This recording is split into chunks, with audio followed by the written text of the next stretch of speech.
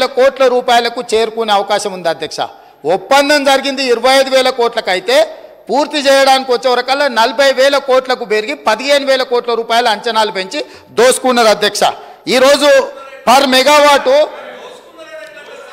అధ్యక్ష Yadadri per megawatt ఈ రోజుకైనా ఖర్చు 8,64,00,000 అయింది, పూర్తి కాలేదు అధ్యక్ష.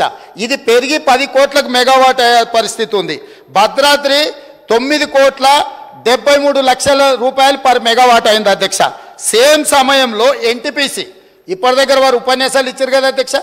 తెలంగాణ పునర్విభజన చట్టంలో ఆనాడు మన్మోహన్ సింగ్ గారు తెలంగాణ విద్యుత్ సమస్యలను పరిష్కరించడానికి, తెలంగాణకు శాశ్వతంగా విద్యుత్తును ఇవ్వడానికి ఎన్టీపీసీ ద్వారా ఆంధ్రప్రదేశ్ పునర్విభజన చట్టం 2014లో 4,000 మెగావాట్ల పవర్ ప్రాజెక్ట్స్ తెలంగాణలో నిర్మించి అందులో ఉత్పత్తిలో 85% తెలంగాణ రాష్ట్రానికి ఇవ్వాలని చట్టంలో పెట్టి పొందుపరిస్తే వీళ్ళు 1,600 మెగావాట్లకు మాత్రమే ఎన్టీపీసీకి పవర్ ప్రాజెక్టు నిర్మాణానికి ఆనాటి ప్రభుత్వం అనుమతి ఇచ్చింది అధ్యక్ష, 4,000కి ఇవ్వకుండా.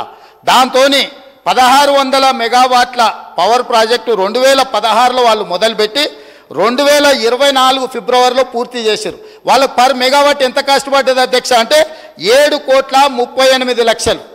సేమ్ వీళ్ళ తర్వాత సంవత్సరం తర్వాత మొదలుపెట్టిన ఎన్టీపీసీకి పర్ మెగావాట్ విద్యుత్ ఉత్పత్తికి 7,38,00,000 అయితే వీళ్ళు ఉత్పత్తి చేసిన భద్రాద్రి 9,73,00,000 అయింది అధ్యక్ష పర్ మెగావాట్. యాదాద్రి ఇప్పటి వరకు 8,64,00,000 పర్ మెగావాట్ ఖర్చు పెట్టిరు అధ్యక్ష. పూర్తి అయ్యే వరకు 10 కోట్ల రూపాయలు అవుతుంది.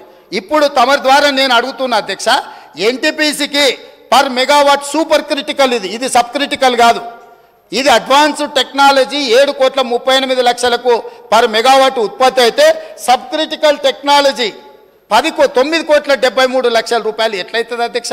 ఎక్కడికి పోయింది అధ్యక్ష ఈ సొమ్ము? పర్ మెగావాటు 2 కోట్ల పైగా అంటే 1,080 మెగావాట్ల విద్యుత్ అంటే 2.5 కోట్లు పర్ మెగావాట్కు అంచనాలు పెరిగినాయంటే దాదాపుగా 2,500 కోట్ల రూపాయలు భద్రాద్రి పవర్ ప్రాజెక్టులో మింగిందెవరో లెక్క తేలడం కోసమే ఈరోజు విద్యుత్తు మీద కమిషన్ వేసినాం అధ్యక్ష.